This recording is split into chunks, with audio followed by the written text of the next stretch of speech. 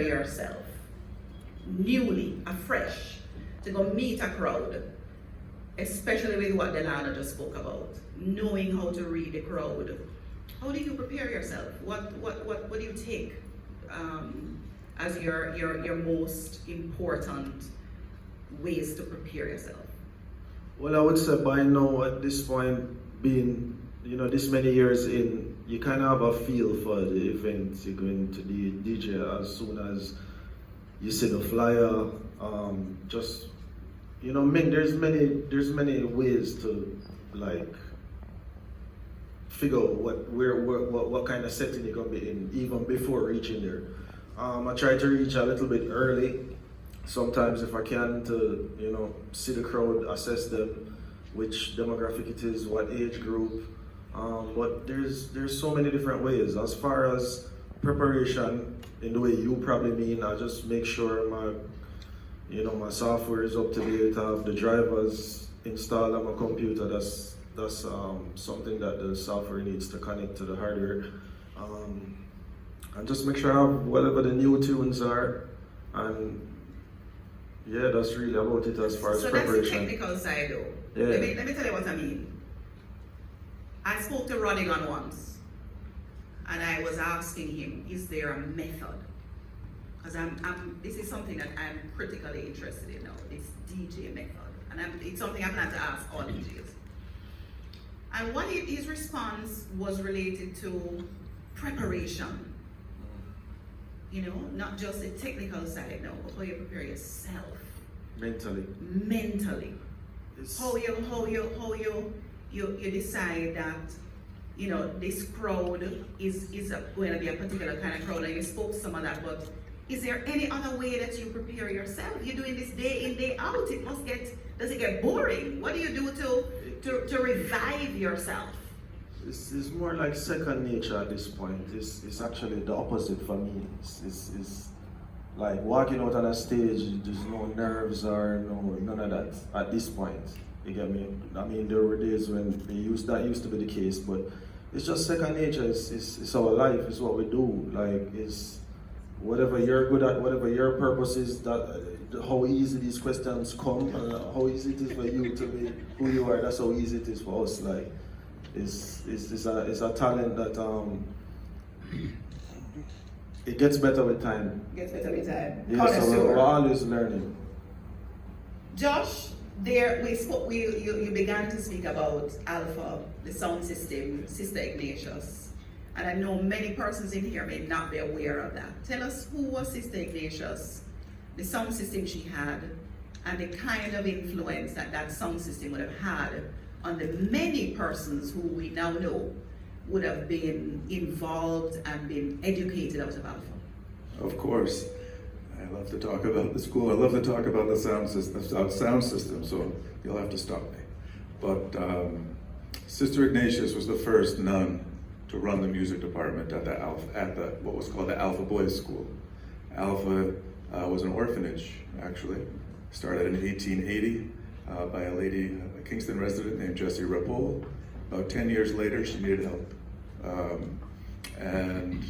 This was down at 26 South Camp Road, where the school is still located.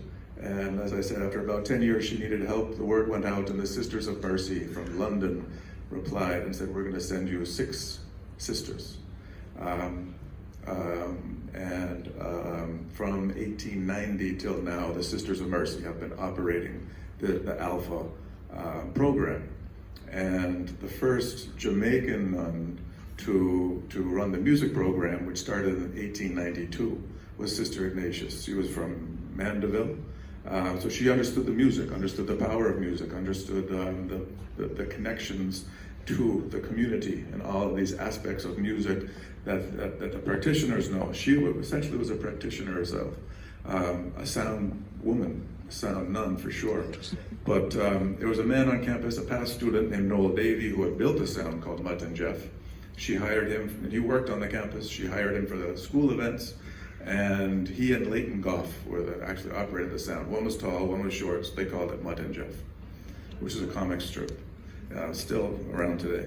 But Sister Ignatius, he decided to get out of it, And Sister Ignatia said, I'll buy it. So she bought Mutt and Jeff and used to set up the sound, string it up on Saturdays for the students. So they would do, and these students were doing music hours and hours and hours. They were instrumentalists for the most part. Johnny Osborne was a drummer. Johnny Osborne was a trumpet player. Alawi was a drummer. And other people who weren't in the music program, Yellow Man, for example, had a chance to get on the sound. But Yellow Man says it was Sister Sound. That was the first sound system he DJ'd on. Alawi says Sister Ignatius taught him to play sound. Many other people. For those who don't know who Alawi is there any? I'll give a prize. Anybody in here who knows who Alawi is? If you're under 50. I say boom draw up there. Him say no. Tell us who Alawi is. Can you give him a mic? No microphone in the audience yet? Not yet. Oh my gosh. Yeah, now all right. We're going to come back to you. Continue. So who it is? Selector Fitzgerald. Selector Fitzgerald. Absolutely. So it had this huge impact, and those are just the names. Like, there's people we don't know, but there are people that we can talk to today who tell us that she used the sound because she wanted them to hear good music. And today we call that listening and appraisal, which is actually a class in formal universities and colleges.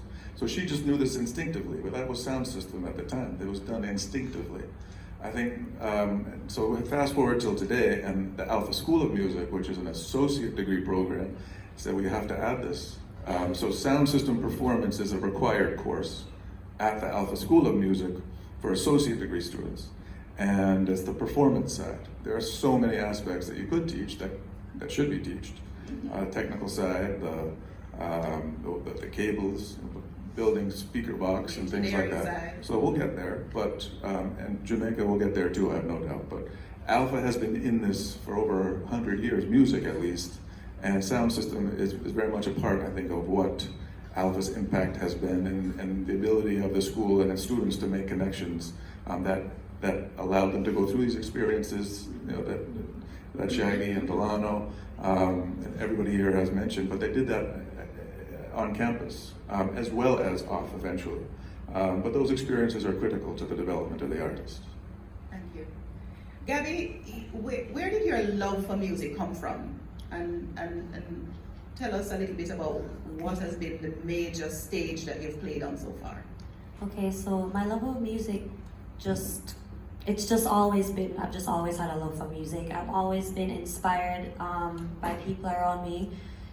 People on the panel like Delano, Creep, Shaggy have definitely fueled my love for music. Seeing them perform and being creative is something that inspired me, to branch out on my own and bring my own flavor to the music industry as a female. The biggest stage that I have performed on would have been in Toronto. So I ventured into doing soca music now.